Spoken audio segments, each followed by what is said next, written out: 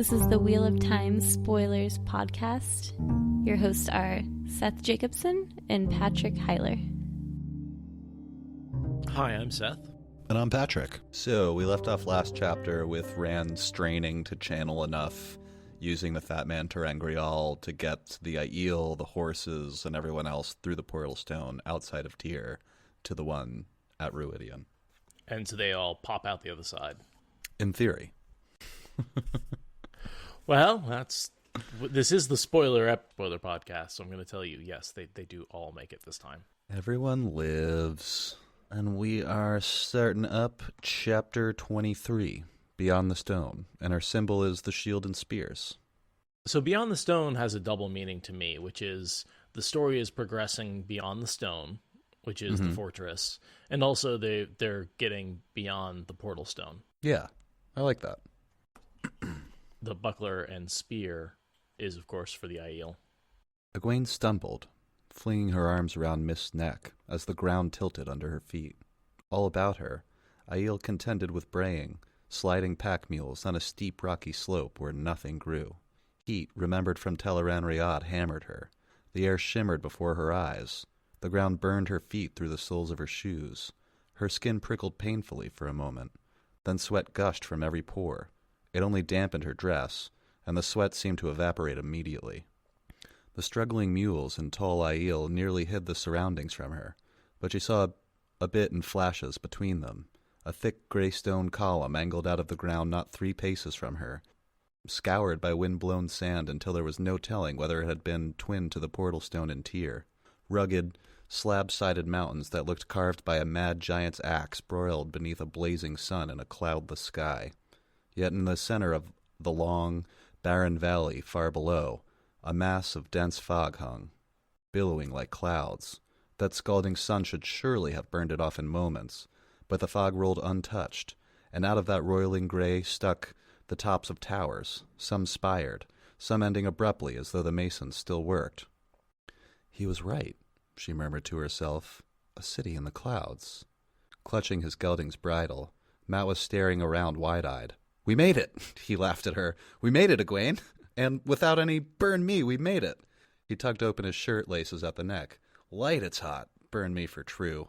Abruptly, she realized Rand was on his knees, head down, supporting himself with one hand on the ground. Pulling her mare behind her, she pushed through the milling Aiel to him, just as Lan helped him to his feet. Moiraine was already there, studying Rand with apparent calm, and the slight tightness at the corners of her mouth that meant she would like to box his ears. "I did it," Rand panted, looking around. The warder was all that was holding him upright. His face was drained and drawn, like a man on his deathbed. Figured I'd leave it there. So welcome to the city in the clouds, Rhuidean. A question for you. Do you think the portal stone works to leave a place when it's totally scoured by sand until there's no glyphs left? I figure if it works one way, it should work the other. But how do you even, pick the glyph? You can't figure out, where you're going if you can't see any of the glyphs. You just have to, pick a random spot and hope? Does it, do you have to, channel into it? Is that, or do you just, visualize the symbol and do it? I don't really know. I don't know. I kind of assumed that you had to channel into that specific symbol. That's why Rand needed to find, he picked the left one or the right one. I didn't think it was just visualization. I thought he was actually it's got a top and a bottom. So on the top, it would seem like one is the world and one is the location. And so you're able to go to any world and any location by picking those two symbols and channeling into them particularly. Now that I'm thinking about it, I don't think it really needs to be there. Just the structure needs to be there. When Rand falls asleep on top of one and presumably Lanfear channels him into the portal world. Yeah. When he's with the Shienarans, that stone isn't even there. Isn't that right? It's just like a lump on the ground? No, it's totally... he just doesn't know what it is at that point, but it's described very well as a portal stone with symbols and everything sticking out. Mm. They were like, oh, let's lay down next to these ruins. That'll be a good idea.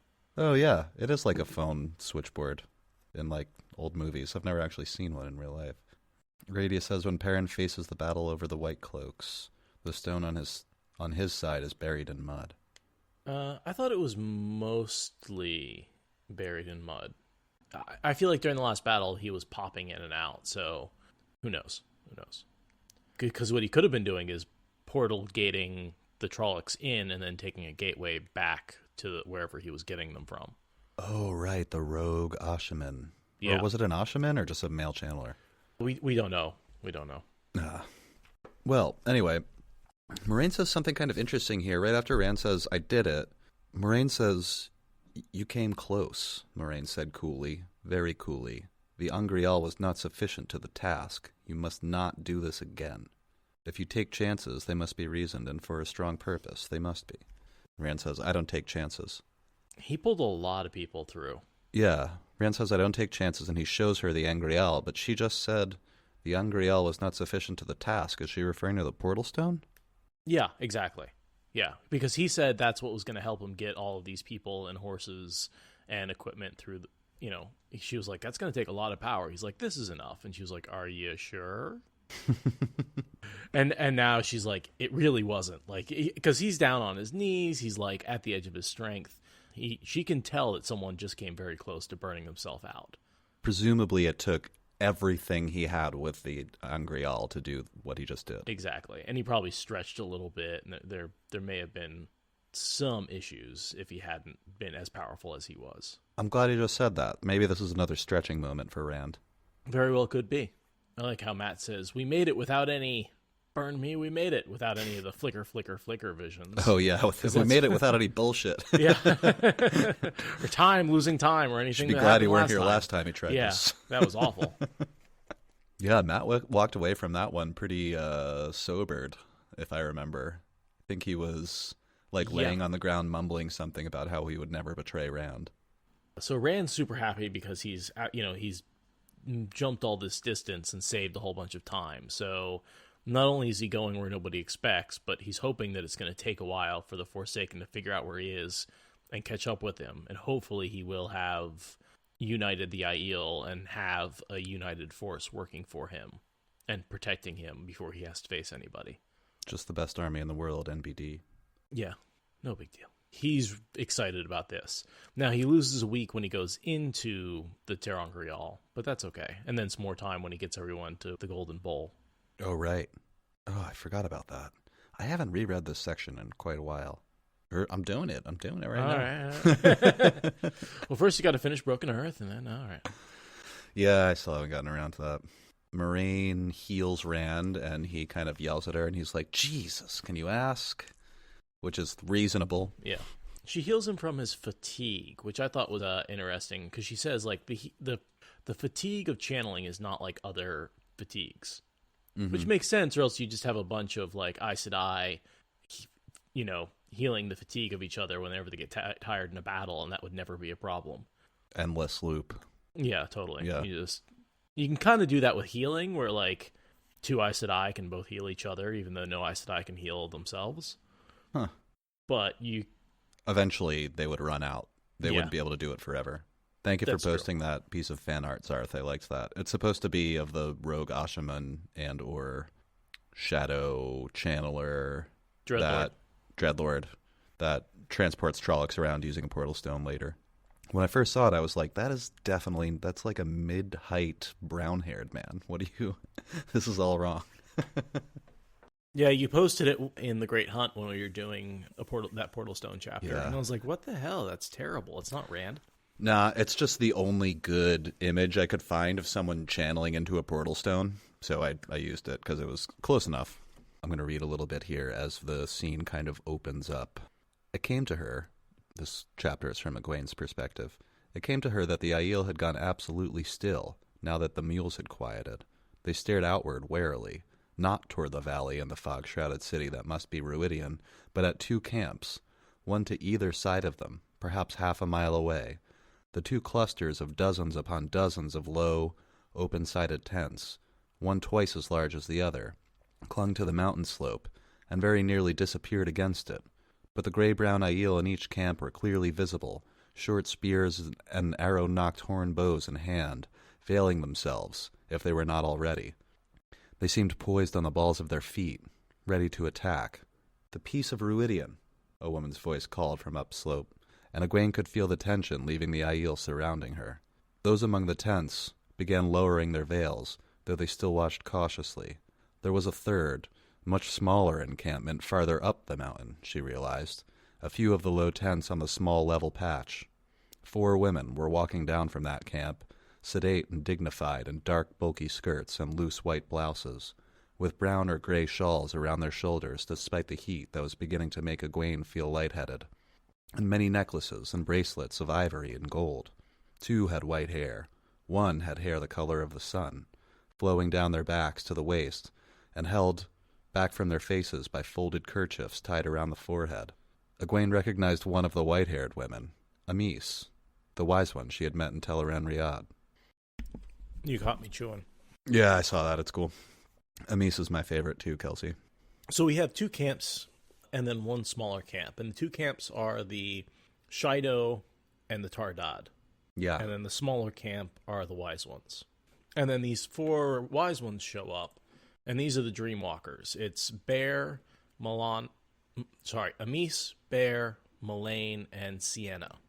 Now, Sienna we don't see very much because she is actually killed by the Drakkar.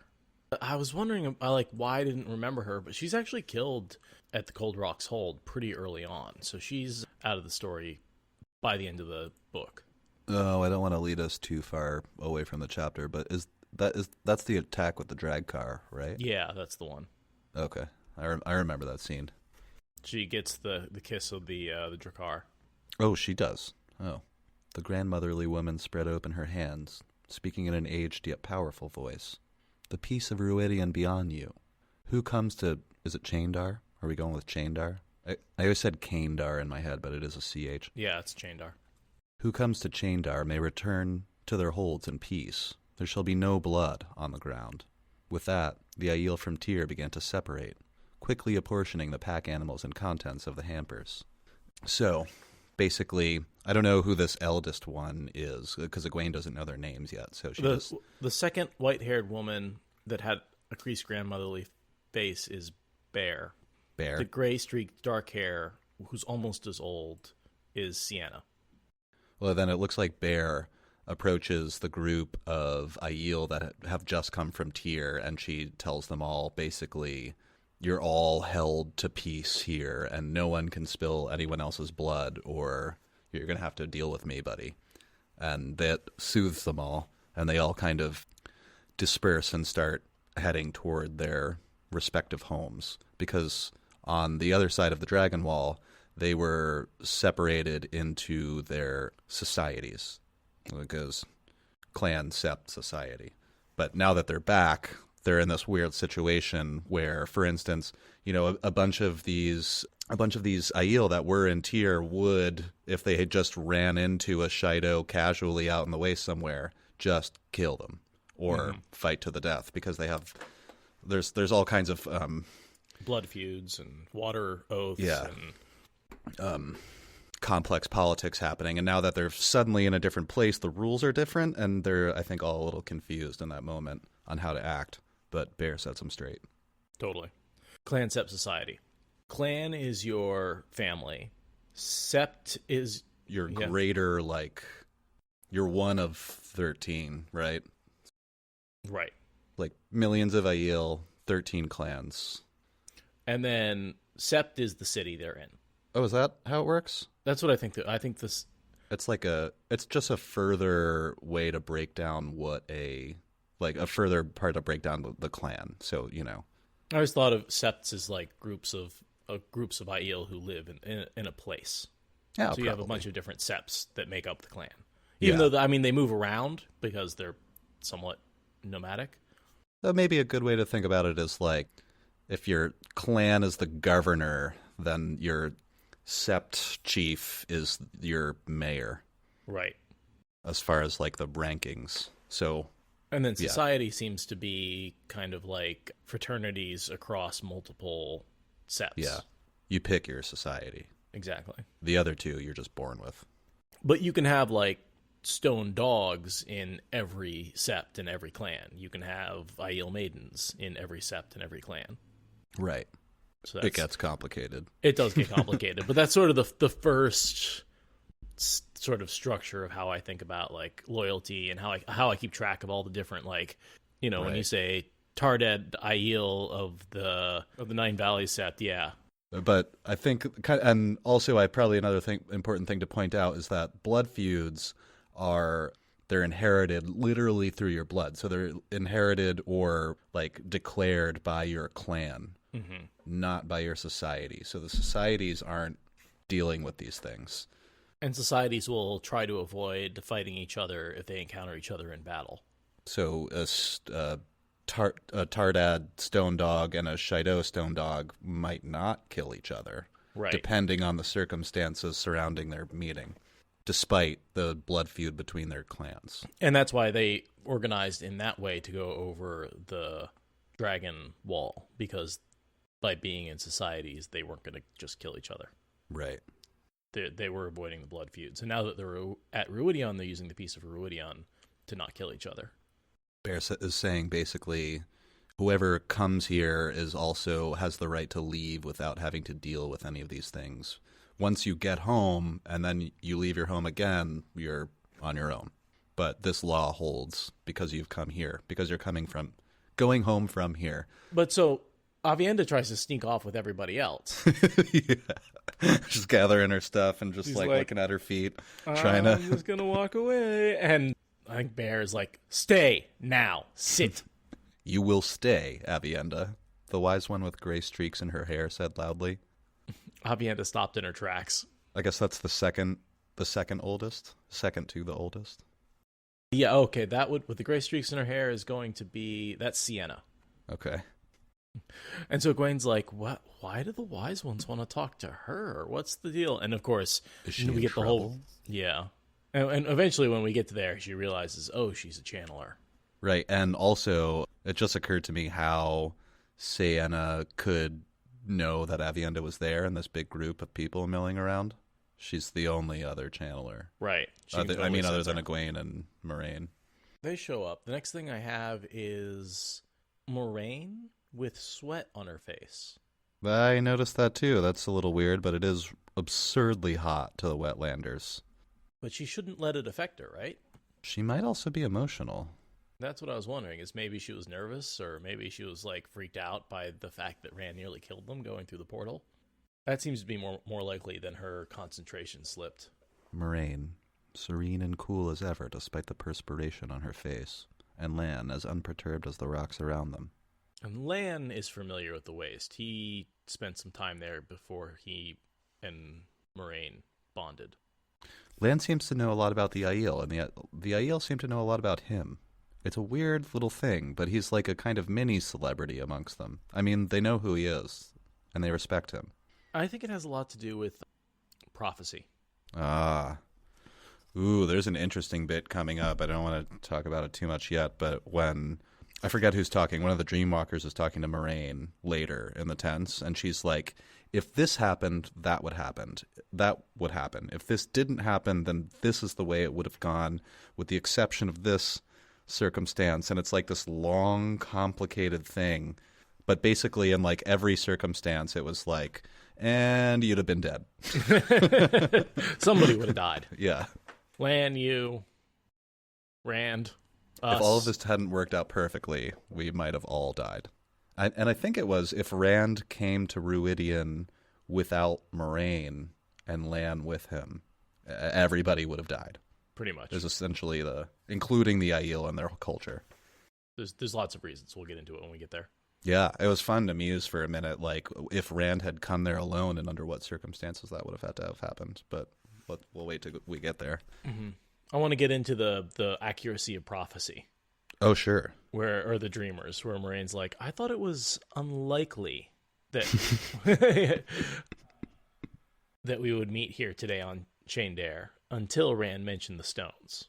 Yeah. And so there's that like thought, like she got that letter and she was definitely, I remember talking about how concerned she was about it earlier, when it's like, it just doesn't make any sense. There's a whole bunch of stuff in here, some of which is coming true. Like, I'd be in the stone, they'd know where I was, they know how to find me, and they say I'm going to be across the continent in 24 hours? That seems odd. Yeah, Moiraine says, it almost seemed like you were commanding me. But I think actually Moiraine misinterpreted that, and it was just one of the dreamers saying, you will be here. You will arrive. I think the word must was used, and I think that must she interpreted as a command, but they were saying, or you will die. And everybody. So I think that must is more of like, you must be here for that reason, not because we command you to be here. It's not like something we need. The next thing I had was Egwene realizing that out loud to Moiraine. She was like, that's how you knew to let Rand, like you gave him a little shit, essentially, to see if he would fight with you or insist on using the portal stone. And once he did, you knew that's how this was all going to work. That's how you could, the only way you could, the Wise Ones could have been right, basically, in their letter. Right.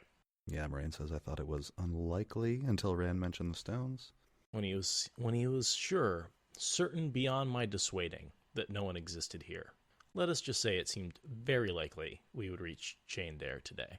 Yeah. And that describes, like, that sentence there is all her motivation for the last 2 chapters in terms of, like, letting Rand ride out there, letting Rand try it without, probably having enough power, letting Matt decide the symbol with the coin flip, and Moiraine just being cool with it, right? Like, that all has to do with the prophecy.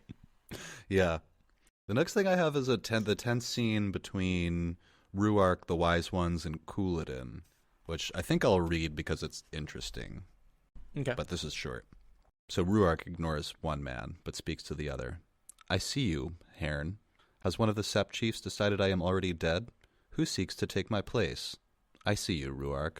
No one of the Tardat has entered Rhuidean, or seeks to. Amis said she would come meet you here today, and these other Wise Ones traveled with her. I brought these men of the Jindo Sept to see they arrived safely. Rhuarc nodded solemnly. Egwene had the feeling something important had just been said, or hinted at. The Wise Ones did not look at the fiery-haired man, and neither did Rhuarc, or Hearn. But, from the color rising in the fellow's cheek, they might as well have been staring at him.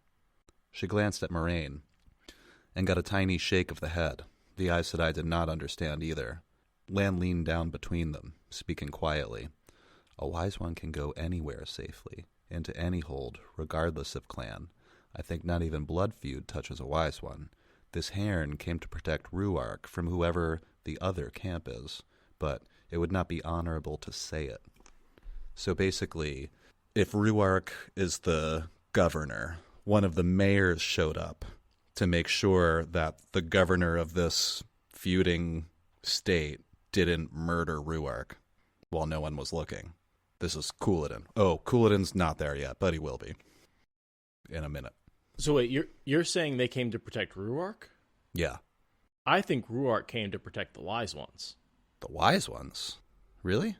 I thought that this Hearn was purposely lying.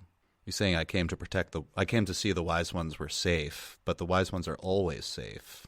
No one would hurt a Wise One, but someone might try to kill Rhuarc. Okay. Oh, okay. And Rhuarc's wife is here, one of them. So why did Rhuarc go to... Why is Rhuarc there? Yeah, why is Rhuarc there? Well, he's just saying what's up to his wife, I think. And, he just arrived and the Wise Ones walked up to the portal stone. Oh, he arrived with Rand. Okay. Yeah. I don't know why I got that logic all backwards, but I see what's going on. So he arrived to be there when Rhuarc showed up to protect Rhuarc, and he claimed to be there to protect the Wise Ones. Because he knew Couladin and his brother would be there, but his brother happens to be doing the test right now. So that's why they were there. Got it. Make sure no accidents happened to Rhuarc out in the desert when no one was looking. And there is a blood feud. Also noticed Rhuarc doesn't even look at Couladin this whole time. They're all standing in a circle, and Rhuarc doesn't turn his head. He doesn't acknowledge him, doesn't say hello. Well, I just learned something. I definitely had missed. I was not clear on how that politics of that situation worked out. I was always wrong about that one. I think mutually want to kill each other, but I mean, Rhuarc wouldn't do it because it's against the law to do that, to carry that out here. But they didn't trust would Rhuarc protect himself? He'd try. Sure, I would think so. But one of like Rhuarc's lieutenants showed up just to make sure that the Shaido didn't try to do anything. And his lieutenant, Huron? I think he's a sept leader. Yeah. Which is why Rhuarc says, like, oh, what, you thought I was dead? You here to do the test? He shows up a couple of times, but he doesn't seem to be a big major character. He's just one of those background Aiel that pop in whenever you need an Aiel to do something. Yeah, I think he helps train. Chief, but... He helps train Rand on how to fight with his hands, and he's there. He ends up in Ered Doman for a while to help that city because it's being torn apart. But I don't really have a lot to say about him. Nah. Yeah, he's just kind of Theta character that's sort of around Rand a lot, especially up until Cairhien. Yeah, he's extra number 3, standing behind, but he like is always standing behind Rhuarc. That's me. I'm applying for that part. I'm going to play Hearn in the show, guys. Me and Seth were talking about this the other night, and I was like, oh, man, I'd have to shave. And I was like, who am I kidding? I would totally shave to be on the show. Even as, like, dead Aiel on the ground, number 17 or whatever. I'm just hoping, I'm going for a background behind Perrin, like a Two Rivers outfit. I got the brown hair and the beard, and I'll just... Cool. I'll be a Two Rivers elder, is really what I'm going for. You could just be like the lookout number 4 or whatever. Totally. Yeah, with your bow whatever. Standing there. Exactly. We have no acting skills, but we can totally stand in the background of scenes. Yeah. We'll have to end up in LA for a bunch of shots if we can get down there. I know. I've never been to LA. I'm not looking forward to it. Sorry to anyone that's from there. If the temperature goes above 70, I'm annoyed, so. If I have to drive, I'm annoyed. Oh, that too. And LA is a driving city. Conversation between Lan and Moiraine. I don't know much about them, but I fought them before I met you. You have never asked me about that. I will remedy that, the Aiel said dryly. It's like, really, in 20 years of traveling together, they've never talked about him fighting the Aiel? Or she never asked him any detailed questions, so he never told the stories or whatever. That's such a Aes Sedai trick. Well, you never asked. Lan learning from the best of them. Yeah. The next thing I have is Rhuarc does address Couladin, but only to say, do the Shaido lack a clan chief then, Couladin? Suladric is dead, the man answered. Muradin has entered Rhuidean. Should he fail, I will enter. And I wanted to include that because this next part is pretty important. Suladric being Savannah's first husband and the original clan chief? I would assume so, yeah. Didn't she poison him? Or did he just die from unlucky something? He just died. Was he just an old man? Wow, there's nothing here. Clan chief to the Shaido Aiel. Ooh. And when he dies, he's survived by his widow, Savannah. That's the whole wiki article. But that is important because of this next part. Suladric is dead, the man answered. Muradin has entered Rhuidean. Should he fail, I will enter. You have not asked, Couladin, the grandmotherly wise one said in that reedy yet strong voice. Should Muradin fail, ask then. We are 4, enough to say yes or no. It is my right, Bear, Couladin said angrily. He had the look of a man not used to being balked. It is your right. To ask, the thin-voiced woman replied. It is ours. To answer. I do not think you will be allowed to enter, whatever happens to Muradin.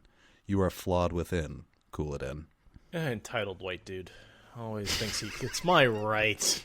Bullshit. You got She's like, it's your right to ask my permission. You have to ask those women.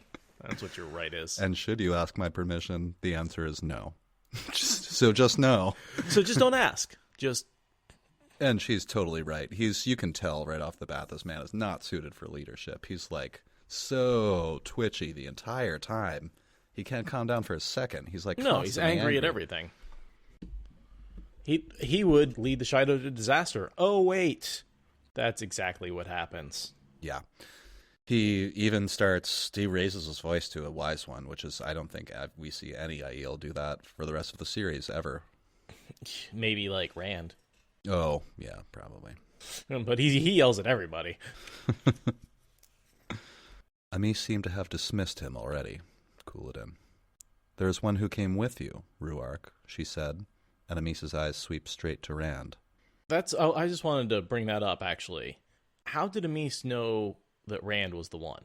I mean, other than the fact that he's a Aiel-looking dude in Wetlander clothes. Mm-hmm. But I guess that answers my question. Never mind. Oh, that they know that she knows what he looks like already? Yeah. And I mean, they know his father and mother, and like. And even later, I can't remember who says it, but one of the women there says like he has his mother's eyes. Right. He looks like her. Who we know is Ter'angreal, Mm-hmm. who fled into the waste and later became a maiden, and took up the name Shail. So at least a couple of these wise ones here knew Janduin and Ter'angreal, or Shail. Yeah, Shail. Like Fail, Aradia says, going with it. So, yeah, a couple of these older wise ones knew Rand's parents. But anyway, Rand looked taken aback for a moment, hesitating. But then he strode up the slope to stand near Rhuarc at eye level to the women. Sweat plastered his white shirt to his body and made darker patches on his breeches. With a twisted white cloth tied around his head, he certainly did not look so grand as he had in the heart of the stone. He made an odd bow, left foot advanced, left hand on knee, right hand outstretched, palm upward. By the right of blood, he said, I ask to enter Rhuidean, for the honor of our ancestors, and the memory of what was. Amis blinked in evident surprise, and Bear murmured, An ancient form, but the question has been asked, and I answer yes. I also answer yes, Bear, Amis said. Sienna? This man is no Aiel, Couladin broke in angrily. Egwene suspected he was very nearly always angry. It is death for him to be on this ground. Why has Rhuarc brought him? Why? Do you wish to be a wise one, Couladin? Bear asked. A frown deepening in the creases on her face. Put on a dress, and come to me, and I will see if you can be trained. Until then, be silent when wise ones speak. I really liked that. You can train if you put on a dress. We'll see if you're even trainable. I have a bunch more after that, but I like to break to chuckle. Whenever Rand does that, and they're like, "Oh, it's an ancient form," I always think of Star Wars. It's an older code, sir, but it checks out. Dragon style. I don't know where he got this from or how he learned how to do that. Throwing that out there, I have no idea. I don't know why it would be in a book anywhere. Maybe. Oh, it's totally in the books. Yeah. That's because he's reading all about travels in the waste, and so like most of what he got wrong, most of the stuff got wrong. But I'm guessing there was a description of like that particular bow and the ceremony was somehow transcribed of asking how to ask properly, how to ask, or that's something that he may have gotten out of Rhuarc. Oh. Probably not, because Rhuarc wouldn't want to talk about it, but I could just think him being like, listen, how do I ask? Yeah, I think that's fair. But then Rhuarc wouldn't given him the ancient form. He would given him the current form. So that takes me back to books. My mother was Aiel, Rand said in a strained voice. Egwene stared at him. Cariel Thor had died while Egwene was barely out of her cradle, but if Tam's wife had been Aiel, Egwene would certainly have heard of it. She glanced at Moiraine. The Aes Sedai was watching, smooth-faced, calm. Rand did look a great deal like the Aielman, with his height and gray-blue eyes and reddish hair, but this was ridiculous. Not your mother, Amis said slowly. Your father. Egwene shook her head. This approached madness. Rand opened his mouth, but Amis did not let him speak. Sienna, how do you say? Yes, the woman with gray-streaked hair said. Moiraine? The last of the four, a handsome woman with golden red hair, no more than 10 or 15 years older than Egwene, hesitated. It must be done, she said finally and unwillingly. I answer yes. You have been answered, Amis told Rand. You may go into a Rhuidean, and... She was cut off as Matt scrambled up to copy Rand's bow awkwardly. I also ask to enter Rhuidean, he said shakily. The four wise ones stared at him. Rand's head whipped around in surprise. Egwene thought no one could be more shocked than she was, but Couladin proved her wrong. Lifting one of his spears with a snarl, he stabbed at Matt's chest. The glow of Saidar surrounded Amis and Moiraine, and the flows of air lifted the fiery-haired man and flung him back a dozen paces. Egwene stared, wide-eyed. They could channel. At least 2 of them could. Suddenly, Amis's youthfully smooth features beneath the white hair leapt out at her for what they were, something very close to Aes Sedai agelessness. Moiraine was absolutely still. Egwene could almost hear the thoughts buzzing, though. This was plainly as much of a surprise to the Aes Sedai as it was to herself. We talked about the not your mother, your father thing. Mm-hmm. Great question, Kirky. I don't know what Couladin's problem is, but...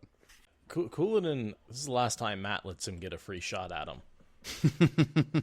Matt does kill him later, if it makes you feel any better. Matt does kill him. Doesn't he behead him? But Bear does say, like, there's something broken inside of you, and I would never let you lead a clan. So maybe he's a little just emotionally unstable. I mean, why not? Yeah, well, I think he's just angry. I mean, there's something clearly wrong with the Shaido. Someone else, by the way, cut off his head. Matt just killed him, but the head was collected and returned to Rand as a trophy. I did remember that they fought, but... Couladin's slogan, make Aiel great again. That's MAGA. Well, there's already a dragon wall, so I don't know what you're going to run on, buddy. Well, he doesn't like foreigners, for sure. I mean, yeah. We saw him go after Matt. I also really enjoyed Moiraine coldly telling Couladin she's like, go home, go back to your tent, get out of here. She says, you, Hearn, and you as well, Rhuarc. This is business of wise ones. And none of men save those who have asked. She's trying to defuse the situation, trying to get back to a point where no one's trying to stab each other right away while they talk it out. Like, go away. I'm dealing with this shit. Go sit down over there. Try not to kill each other in the meantime. I'll throw you across the mountain, too. I wanted to ask about the something very close to Aes Sedai agelessness that Amys is dealing with. Because Amys should not have anything close to Aes Sedai agelessness. Because even when you're slowed, you still look whatever age you look. So my theory is that, and she doesn't say that about the other channeler either. She just looks old. So I'm thinking that maybe just the white hair has, like, that effect where it's, like, a young face with old hair, and that throws her off to make her look ageless just because her hair is prematurely white, not because she has the ageless face. That either that or it's a slip-up. But I think it's just a reference to the contrast between her white hair and her young face. That seems right. Discord doesn't seem to be throwing anything out there, or either that or agreeing. Matt tries to argue with the wise ones. Amys just says, it's not permitted. Young man, you don't know what you have done. Just go back with the others. I can't. Matt sounded desperate. I've come this far, but this doesn't count, does it? I have to go to Rhuidean. He's talking about, although he's not explaining it to anyone around him, he has been told that he needs to go to Rhuidean. Or he will die. Yes. Of course, you could argue that kills him as well, but we'll get there. He's just a little dead. Just for a little. No big deal. Rand basically demands that Matt was able to come with him. And Bear essentially just says, if Rand is the one, if he is the one, Bear said, the time of change is upon us. Aes Sedai stand on Chaindar, and Ein Allen with his shifting cloak. Can we hold the old way still, knowing how much is to change? And they basically just kind of say, all right, fine. Well, I mean, I think this is the prophecy they've been waiting for. The time of change, right? That's in all caps. That is a prophecy. Aes Sedai stand on Chaindar, part of a prophecy, and align with his shifting cloak. Like, we know that, dream prophecy. Mm-hmm. And so they're like, listen, things are changing. We are going to have to bend some of the rules. And they're demanding it. And even Rand insists. Mm-hmm. And Egwene is thinking while she's watching this, she sees the look in Rand's eye, and she's like, this is when he won't change his mind, when he gets that stubborn look on his dumb face. So, and then I have another longish read. By what name do you call yourself? Rand al'Thor. Matt Cawthon. Amys nodded. You, Rand al'Thor, must go into the heart of Rhuidean, to the very center. If you wish to go with him, Matt Cawthon, so be it. But know that most men who enter Rhuidean's heart do not come back, and some return mad. You may carry neither food nor water, in remembrance of our wanderings after the breaking. You must go to Rhuidean unarmed, save with your hands and your own heart, to honor the Gen.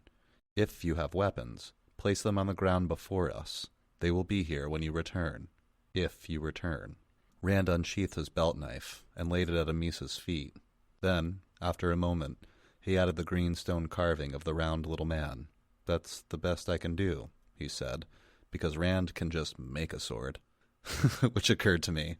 It's like, I am a weapon, but here are the representations of weapons. Unless you shield me and somehow prevent me from channeling before I go in, there's no way for me to unweaponize myself. Same thing with Lan. Like, there's no way to disarm Lan unless you literally cut his arms off, because he is. And Lan is a sword. Matt began with his belt knife and kept right on, pulling knives from his sleeves, under his coat, even one from the back of his neck, fashioning a pile that seemed to impress even the Aiel women.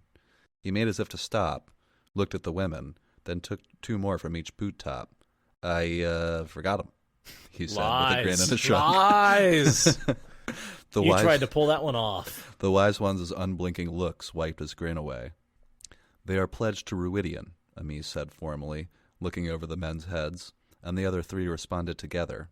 Rhuidean belongs to the dead. They may not speak to the living until they return, she intoned, and again the others' answers. The dead do not speak to the living.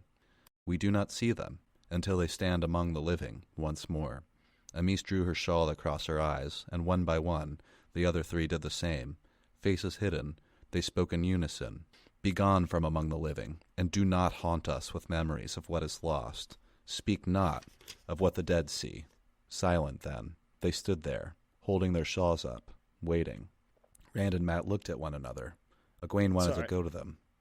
That ritual very much feels to me the way the Gen reacted in the vision to the kid picking up a weapon. Were they'd turn their backs on him? Yeah, they turn their backs and cast him out. You are no longer among the living. You are dead to us. Yeah. And this seems to be just the reverse ritual, and I just sort of the very much the way of a leaf has come down into the Aiel, and the fact that the Guy Shine are sort of echoes of that servitude. And here is a little bit here where Moiraine is questioning the Aiel and says, Gen Aiel, the true dedicated, the only true Aiel. And it sort of gets at the heart of what we see in the vision, which is the Aiel have betrayed their dedication to peace. Right. And Rhuidean is now the city of the dead because the Gen are all dead. Although I do think that it's possible that Nakomi may be the last of the Gen Aiel. I had thought that, you are now one of the dead and do not speak of what the dead see I thought it was you're looking through the eyes of dead people when you go through those columns.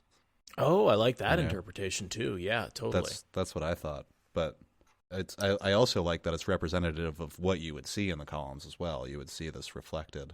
Mm-hmm. Yeah, you see a reflection of this ceremony.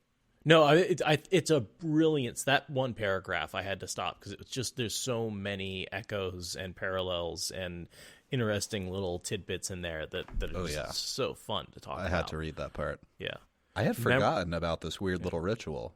You only see it the one memories time. of what was lost, right? Yeah. I mean, that's the memories they're going to get back, that it's already a warning, when you come back, don't talk about it. Mm-hmm. Speak not of what the dead see. I don't want to hear about it. We do not talk about what you say. We don't talk about Fight Club. The first rule of Rhuidean is we do not talk about Rhuidean. Yeah, exactly. No, I love the theory that they're seeing what the dead see. Oh, thanks. When they had dwindled to tiny shapes, barely distinguishable as people, the Wise Ones lowered their shawls. Matt and Rand go walking, which I thought was kind of funny because they're probably the only people who walk to Rhuidean, right? Everybody else runs. I don't know if Moiraine runs. I think Moiraine might walk it. I think she does run. Yeah? I mean, Matt gets a glimpse of Aviendha running, but I didn't think he got a glimpse of Moiraine. Yeah, Aviendha goes right after them. Moiraine hangs out for a while before she goes. And neither of them are going to the same place. They're not going to the heart. Yeah. They're going to the rings. Man, can you imagine running naked through the desert? The sunburn you would get? Everywhere? It lasts about 10, 15 minutes before disintegrating into ash. Oh, you'd be fine for an hour, and then you'd just be a lobster. Very sick. Sunsick. For those of you who don't know, I'm a ginger. But I literally once got sunburn while fishing between 6 a.m. and 10 a.m. on a cloudy day. Well, you know, the clouds distribute the rays, so it gets like more evenly spread. I've gotten worse burns on cloudy days than I have on sunny days because you don't feel the heat. That's probably why, because I stood there with my shirt off for 4 hours, and I was like, it's fine. It's kind of just like a nice day out. Just fishing on the beach, man, and I got really, really sick. I puked and stuff the next day. I was so... Yeah, UV light goes fine through clouds, and it'll also bounce off the water. Oh, that's true, too. And I was just standing down in front of it. Yep. It was just a double bathing of UV light. Yeah. Ooh, metal datura. Yeah, from snow as well. I've told a bunch of people here this story already, but one time I got sunburn inside of my nose from walking across snow all day. Up in there. I'm dead serious. I got warned about it, too. I remember when I was going up the mountain, they were like, remember to put sunscreen in your nose. And I was like, that's stupid. I'm not putting sunscreen in my nose. I should have. The other thing is, like, wear glasses, right? Wear sunglasses. Like, you need to protect your vision, or else literally your retinas will burn. I thought it was good because I had, like, the high-grade glasses that, like, suction to your face almost. Like, so there's no way around. And I had my full beard, and I had a big, wide-brimmed hat. And I was like, that's fine. I'm covered. But not if the sun is shining from underneath you. As it happens. I was reading recently that one of the contributors to global warming is that particulate matter gets into snow, making it ever so slightly less white, and so it reflects less energy back up into the atmosphere, and it melts a little bit faster, and that creates a feedback loop. Weird. Where never heard that before. Yeah, it's apparently one of those things that's like, I'm not sure how much it contributes to global warming, but it's like not just CO2 is causing it. It's also the fact that like we're not reflecting as much light back up out of the atmosphere. I have Egwene saying, Amis, I'm Egwene Alvir. You said I should. And Amis just like hands to the face. And Egwene shuts up. And then she looks at Lan, who's like tending the horses in the background. And she's like, you get out of here too. No men. This is all women's circle business now. I realize I'm crossing my terms. I'm doing it on purpose. Rhuarc will offer you water and shade and distract you while we send Moiraine off to the city to be tested. And Moiraine must shield the bond, or else he would have felt her leaving. Oh, maybe. She had to. Yeah. Because she says, make sure he doesn't see me. Yeah. Lan waits until Moiraine gives him a nod, and then he goes off to go hang out with Rhuarc, presumably. This is where Moiraine asks, how do you know? Why do you call him an Island, or an Allen, or... Analine. We know him, I said I. Amis made the title sound an address between equals. The last of the Malkieri, the man who will not give up his war against the Shadow, even though his nation has been destroyed by it. There is much honor in him. I knew from the dream that if you came, it was almost certain. And say it again. I'm sorry. Analine. I knew from the dream that if you came, it was almost certain Analine would come as well. But I did not know he obeyed you. I string together Anne, like the girl's name, Analine, like what you do with your tires. Mm-hmm. Analine. And I did notice that Egwene notices here right away that what Amis said was, and this is important, if you came, it was almost certain Analine would come as well, which means maybe he wouldn't have come. There's a possibility he wouldn't have, and there's a possibility that Moiraine wouldn't either. I can think of one very good reason why he wouldn't have come. Nynaeve. Yeah. Moiraine, though, I don't know. I mean, presumably either of them could have died also along the way here. It wouldn't really be a stretch. That's what we get a little bit later, is where she asks, like, what would have happened if he hadn't shown up, and they said, yeah. But in the meantime, they have to bring a, what was it? Feckless girl into line? I don't know, what was the Disconsolate. Disobedient. She's apparently squatting down in a corner, hugging her knees, staring at her feet. Aviendha, come here, is how she's summoned. Dog. You've run loose as long as you can. It's time to be trained. It is time, Bear said, not ungently. Still, there is no compromise in her pale blue eyes. You have run with the spears as long as you can, longer than you should have. Aviendha flung her head up defiantly. I am a maiden of the spear. I do not want to be a wise one. I will not be. The wise one's faces hardened. Egwene was reminded of the women's circle back home, confronting a woman who was heading off into some foolishness. You have already been treated more gently than it was in my day, Amis said, in a voice like stone. I, too, refused when they called. My spear sisters broke my spears before my eyes. They took me to Bear and Couladin, bound hand and foot, and wearing only my skin.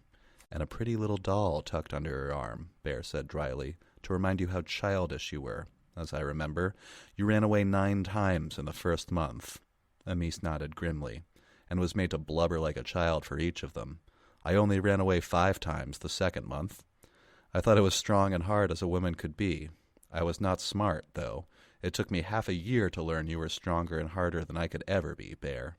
Eventually, I learned my duty, my obligation to the people, as you will, Aviendha.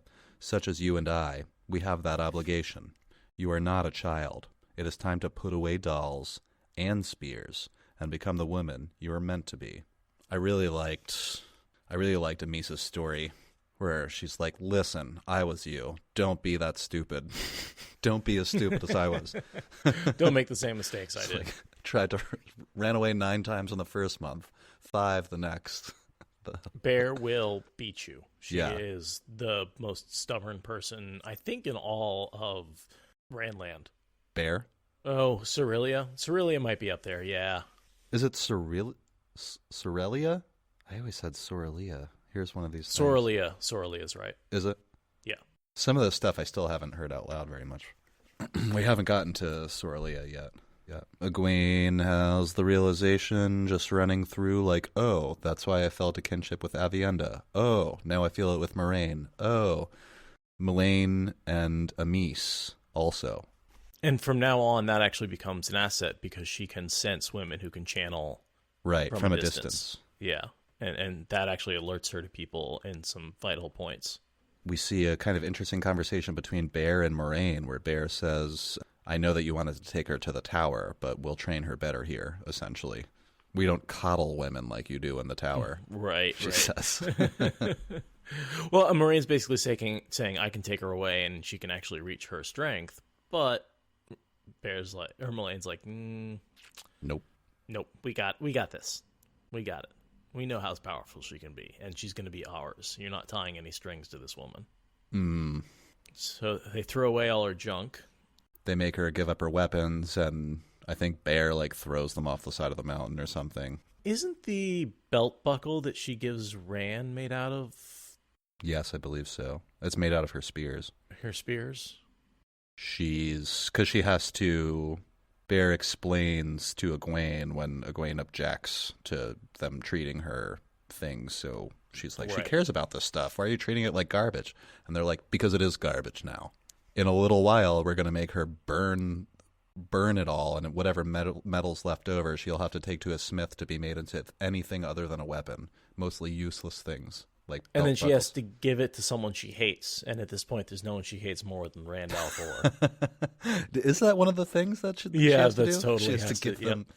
Yeah, she has to make a toy and give it to a kid. It's just stuff that she doesn't care about, That strong emotion of she's not allowing herself to love him, and she hates that she loves him. That's the way to put it. Mm-hmm. She really hates that she loves him. Because he belongs to Elaine, and she has Toe to protect him for Elaine. And then they make her. She has to turn in her cadence sword as well. Now she'll have to wear dresses and things, but also you have to go to Rhuidean naked. Yeah, you notice the women always have to go naked. The men never do. What's up with that? I think Jordan was anticipating the TV show. Christine says because a man wrote the books. Yeah, it seems only fair. Can you imagine Rand and Matt walking naked across the desert? They might have run that if that was the case. They may not have been walking. Yeah, right. It burns. I don't think you're getting out of the sunburn at that point. Amis explains what will happen in Rhuidean to Aviendha. You'll find three rings joined together in the middle. You'll see your future laid before you again and again in a variation. If I'm picturing this right, these 3 rings are joined together in a star-like pattern, kind of like the Mercedes-Benz, where it's like 3 rings joined on one edge. Whereas the accepted test is 3 rings joined on a circle. Right. I'm trying to look. Doesn't she draw it in the dirt or something? She drew 3 lines in the air, joining together in the middle. Yeah, so like peace sign. Oh, totally. And she basically says, like, these are possible futures, and a lot of it you'll forget, but there'll be critical moments in your life. You'll remember some of it, and sometimes you won't remember until the very moment you have to make a decision that you saw this happen already. Mm-hmm. And so these are arches versus rings. But I mean, I guess the important point is these Ter'angreal almost seem identical in a lot of ways. They do, yeah. However, what you experience when you go through these rings is much more like the flicker, flicker, flicker scene than it is an accepted test, which is 3 individual... Full experiences. Yeah. And you remember all of those. Whereas this one, there's thousands, and they all kind of blend together. I always wonder about things like this. Maybe they were the same Ter'angreal that did the same thing, but now they're arranged differently, and maybe even the one the Aiel have or the one the Aes Sedai have are just tuned wrong. Maybe they're just not doing what they're intended to do, but it's still a useful thing, There's no way to know, of course. I mean, we know the flicker scene from the stone was due to a mistake of weird resonance that you echo through a bunch of different lives, and it seems like maybe they've set something up. You mean the portal stone? Yeah, the portal stone. What did I say? In the stone. In the portal stone. Whereas this one is like somehow they're setting up the same thing by having these rings reflect through each other. So you have some sort of like... Feedback loop, yeah. Causing a bunch of reflecting lives. Oh, Bear is talking to Egwene when she says, like, the threefold land is not soft, Aes Sedai, Bear said. Soft things die here. Yeah, basically saying we're not going to treat Aviendha, we're not going to coddle her. Yeah. So Rand and Matt go to Rhuidean. They send Aviendha to Rhuidean as well. I like where she says, come back to us, she thought. Be steadfast. This is Egwene talking to Aviendha. And that just reminded me of the way back will come but once. Be steadfast. I'd like to think that they are the same Ter'angreal. They're just arranged differently. They're certainly reflected of each other somehow. And the test itself is similar, even if it's not intended to be. Yeah. Egwene says again here, Amis, in Tel'aran'rhiod you told me to come to you to learn. I have haste, the white-haired woman said. She's like, Egwene is the last priority to her. She's like, I have all this other stuff to deal with. Stop trying to get in my face. We have to get Aviendha as quickly as we can because she's been freaking trying to get out of her. We had to pin her down while we had the chance. We had to stop people from stabbing each other. Yeah. We had to really try hard not to have violence break out here. We've been doing everything really quickly. So just settle down for a second. We'll get to you. There's plenty of time. We're just setting up for the end of the world. That's all. Yeah. Zip it. Just have a little bit of planning to do. Kind of important, kid. I also liked that when Egwene says, he's the one you sent people over the dragon wall to find. He who comes with the dawn. Bear shifted her shawl. Perhaps he is. We shall see if he lives. Mm-hmm. No, they found someone who could be. But he needs the markings before he is. Looks like it. Yeah. If he comes back alive, then we'll know. It's sort of like the same way that he kind of was the dragon reborn, but once he took Kalendor, everyone believed it. Right. That was like the sign. Yeah. Here, the dragons are the sign.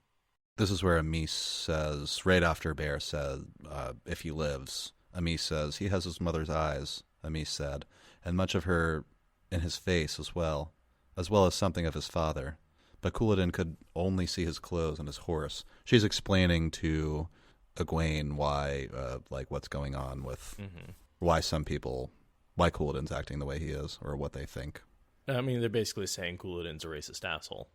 Egwene asks about Rand's parents, and the Wise Ones are wise enough to say, that's really not our story to tell. No, which is unfortunate, because I would have loved to have heard that story at that point. Oh, yeah.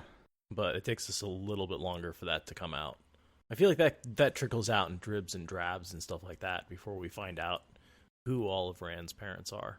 Yeah. It can't be that much longer, though, before he must eventually figure it out from these folks. Rand? Well, yeah. He sees Janduin in the... Does he? I didn't think so. No? No, he goes back further than that for his first vision. I could have sworn it walked him all the way up. Maybe it was just someone with a similar name. Yeah, the most recent vision is the founding of Rhuidean, which we know is 300 years in the past.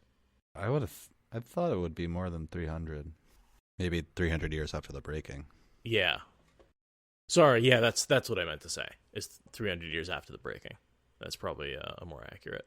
I don't know, how long have the Aiel been in the Waste?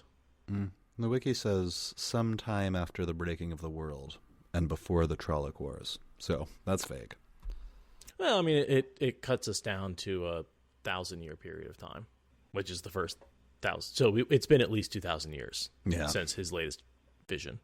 So yeah, he did not see his father in the 2,000-year-old vision.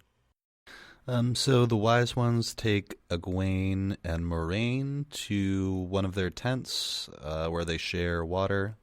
We meet our first guy, Shine, which again is that echo of the Way of the Leaf. Mm-hmm. Where the warriors basically accept the Way of the Leaf for a year and a day as penance. Egwene asks about it and says, oh, do only Wise Ones have servants? And they're like, servants? That's not a servant, it's a Gaishane. And they explain it a little, but I'll just read this little part because I feel like it's the most demonstrative of what's actually happening here.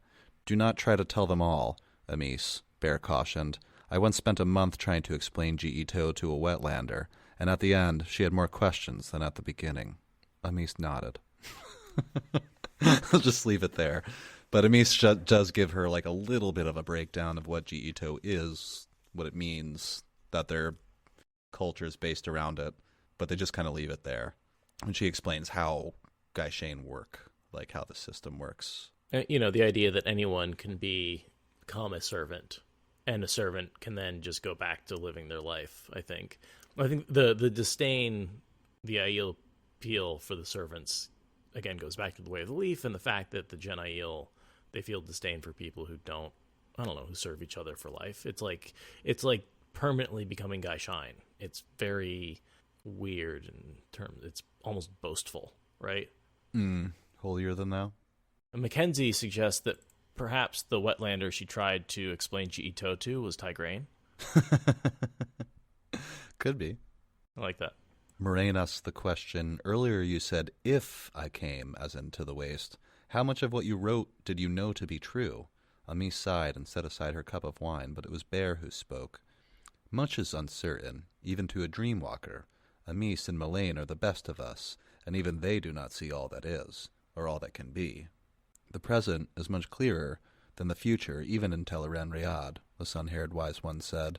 What is happening, or beginning, is more easily seen than what will happen, or may. We did not see Egwene or Mat Cauthon at all. It was no more than in an even chance that the young man who calls himself Rand al'Thor would come. So they're saying it was 50-50, pretty likely that he would never have come at all. Like a flip of a coin that somebody made? Mm-hmm. Kind of like that. Yeah.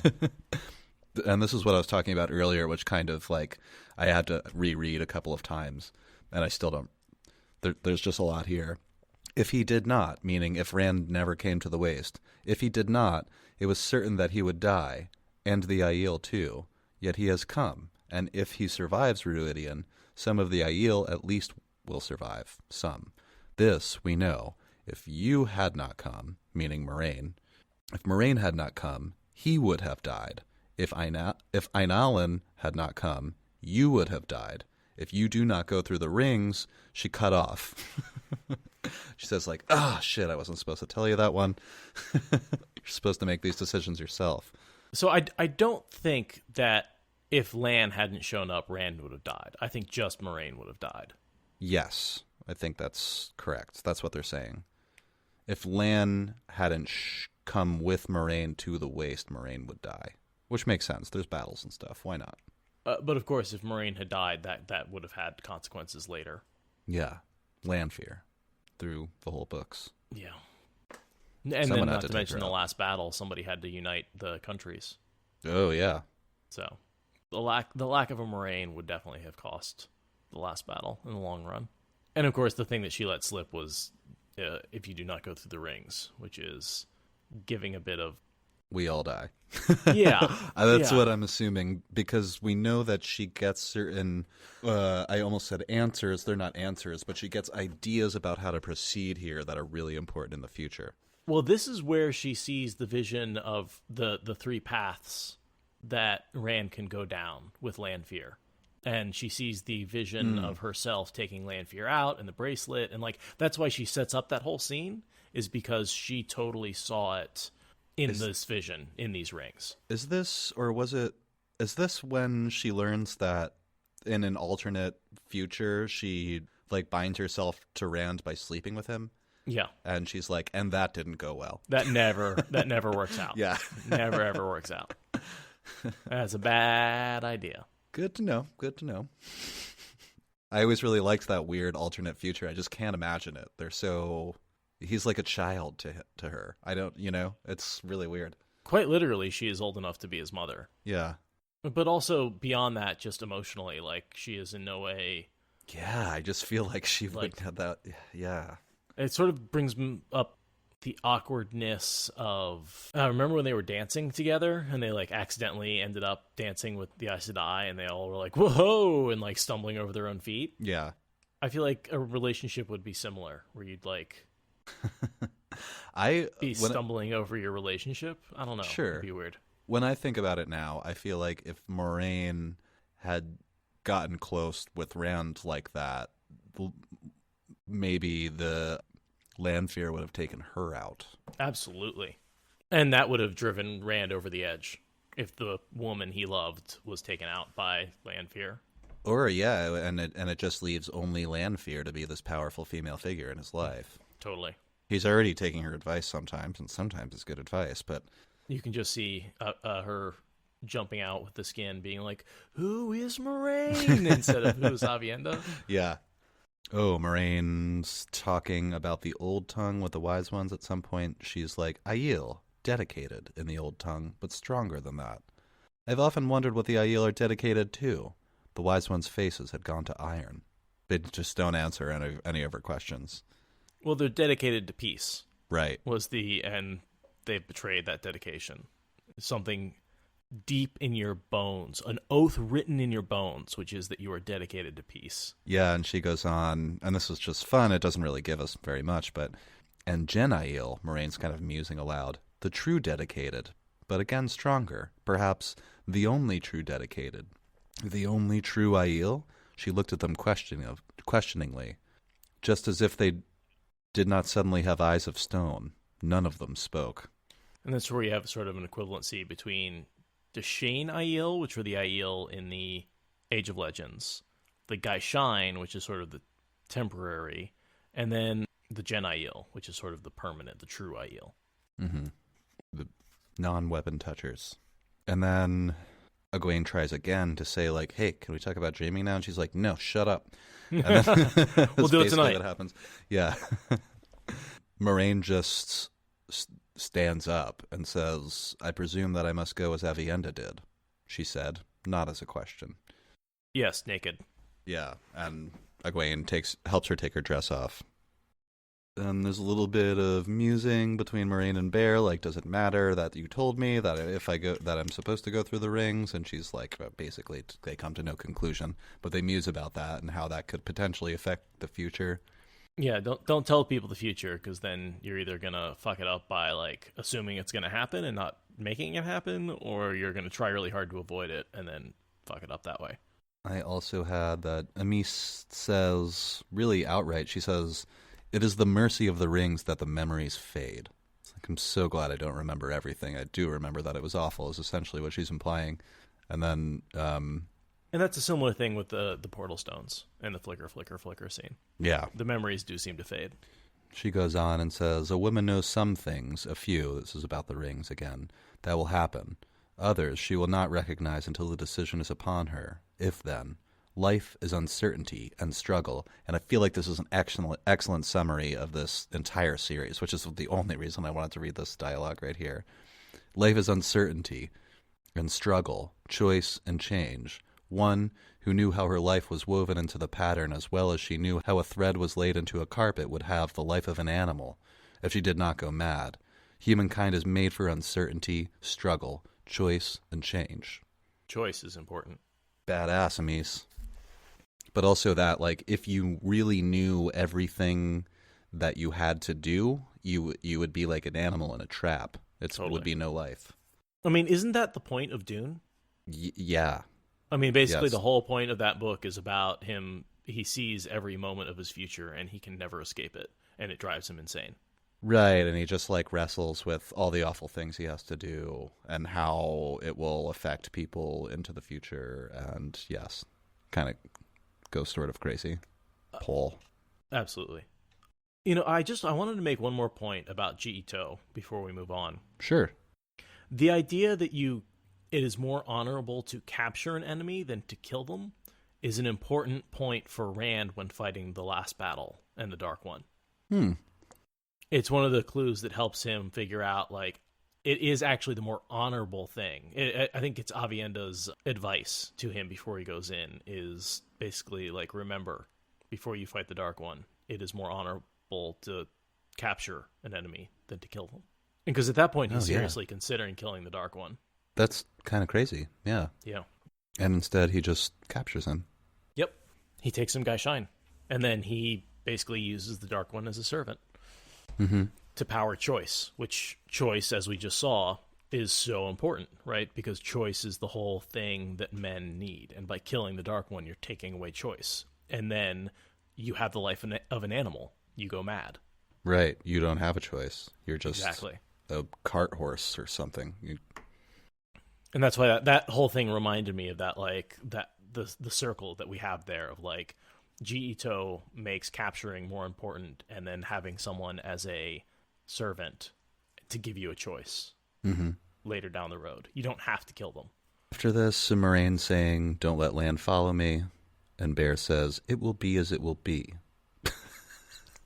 Great, thanks for that, Bear. All right. Yeah. If he sees you, he sees you. I did want to note that there are some places, she said there's some places one cannot enter in Tel'aran'rhiod. Rhuidean, Ogier, Stedding, and a few others. The only others I know are, like, obviously anywhere where there's a spike. The Blight, I think, is one place where you can't enter. The Blight, yeah. Farmatting is another one, I think. Oh, right. And so those are all places that are either protected or places that I think are from somewhere else. I think the Stedding is possibly just not connected to the one power somehow. Because you can't channel in there, you can't, there's a bunch of stuff like that. So yeah, the Blight, I really do think the Blight's from, like, outside the dimension that we're currently in, as are the Stedding. I would assume, Aradia, that you can't go to Shale Ghoul in Tel'aran'rhiod? No, there's well, I mean, it is, well, during the last battle, that's a whole different thing, because all the different realms are coming together. Yeah. So during the last battle, it's possible when it may not have been possible to do earlier. Perrin eventually does it. Yeah, because even Gaul is, and the wolves are out there guarding the tunnel entrance in Shale Ghoul. Dream Wolves. Yeah. So you can enter some of those places just because, like, the real world and Tel'aran'rhiod are merging together. So if you're there in the real world, you're also there in Tel'aran'rhiod type thing. So finally they get to Egwene and her persistent, like, let me learn, teach me, teach me, teach me. Egwene says, am I supposed to be going as well, basically, after Moiraine goes? And they're like, no, you're not going. You're here to learn about dreaming, not any of this other stuff. No, you foolish pup, you're not. What makes you think you want to go? Yeah, Amis literally calls her foolish. Also, Amis says 4 are required for permission, and I would say no. You are here to learn to dreamwalk. In that case, Egwene said, settling back on her cushion, teach me. I liked her persistence. It's really, that's like her entire character. Or, a lot of it. She's stubborn. Moiraine frowned at her, but Bear chuckled dryly. She's as eager and impatient as you were when you decided to learn, Amis. First of all, we learned that dreamwalking is not a thing of the one power, right? That's pretty important. Yes.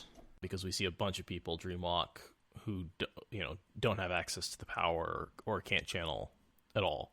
The fact that people brush against dreams in their sleep and wake with aches and pains, I think, is something I was talking about earlier. Mm-hmm. And she says anyone can end up in Tel'aran'rhiod, but only some can go there on purpose. And it seems like a dreamwalker should be able to only partially enter and only get bumps and scrapes and bruises, as opposed to being mortally wounded.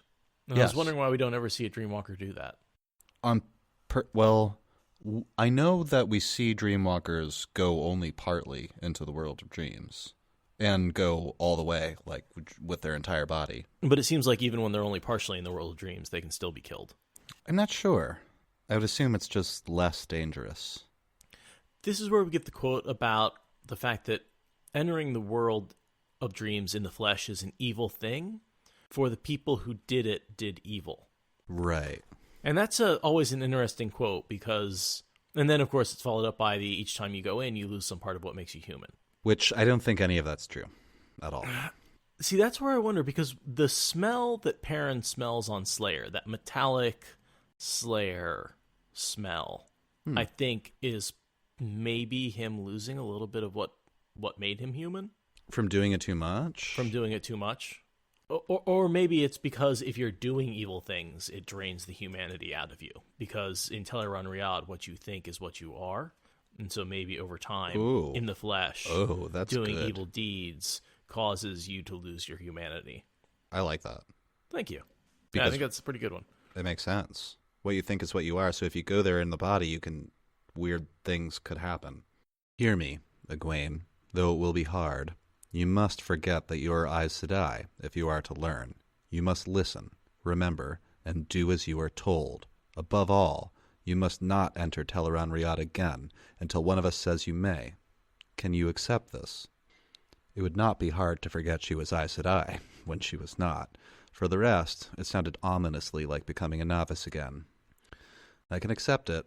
She hoped she did not sound doubtful. Good, Bear said. I will now tell you about dreamwalking and Tel'aran'rhiod in a very general way. When I am done, you will repeat back to me what I have said. If you fail to touch all points, you will scrub pots in the place of the Gaishain tonight. If your memory is so poor that you cannot repeat what I say after the second hearing, well, we'll discuss that when it happens. Attend. Almost anyone can touch Tel'aran'rhiod, but few can truly enter it. Of all the Wise Ones, we 4 alone can dreamwalk, and your tower has not produced a dreamwalker in nearly 500 years. It is not a thing of the one power, though I said I believe it is. I cannot channel, nor can Sayana, yet we can dreamwalk as well as Amis or a Moiraine. Many people brush the world of dreams in their sleep. Because they only brush against it, they wake with aches or pains where they should have broken bones or mortal hurts. A dreamwalker enters the dream fully. Therefore, her injuries are real on waking. For one who is fully in the dream, dreamwalker or not, death there is death here. To enter the dream too completely, though, is to lose touch with the flesh. There is no way back, and the flesh dies. It is said that once there were those who could enter the dream in the flesh, and no longer be in this world at all. This was an evil thing, for they did evil. It must never be attempted, even if you believe it possible for you. For each time, you will lose some part of what makes you human. You must learn to find what you need to find, and read what you see, to enter the dreams of anyone close by in order to aid healing, to recognize those who are in a dream fully enough to harm you, to... Egwene listened intently. It fascinated her, hinting at things she had never suspected were possible. But beyond that, she had no intention of ending up scrubbing pots. It did not seem fair, somehow. Whatever Rand and Matt and the others faced in Rhuidean, they were not going to be sent off to scrub pots. and I agreed to it. It was just not fair. But then, she doubted they could get any more out of Rhuidean than she would from these women. Like you said, pretty debatable. I don't know, though. It's probably even. I mean, learning how to dreamwalk is kind of a big deal. Matt gets also a lot of awesome information that fills his head, plus the pendant and the spear.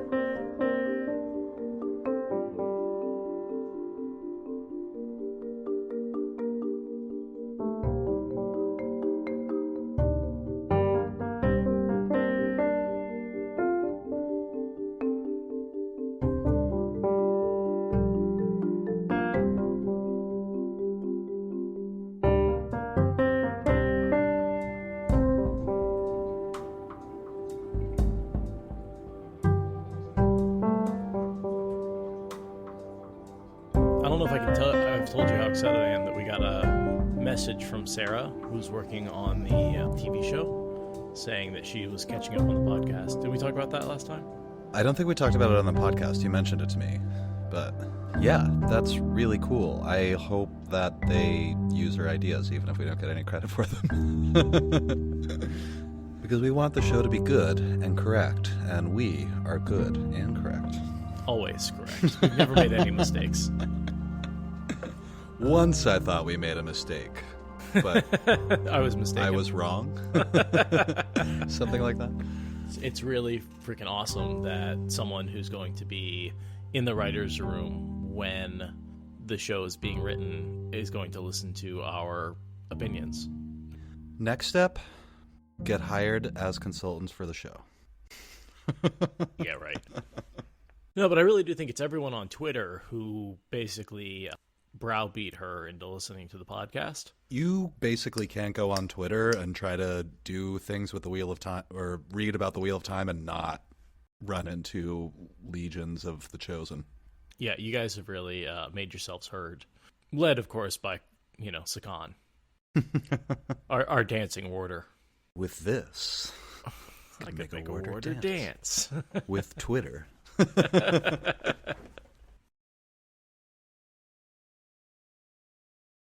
Thank you for listening to the Wheel of Time Spoilers podcast. Rate us in the Apple Podcast app or support us on Patreon. Is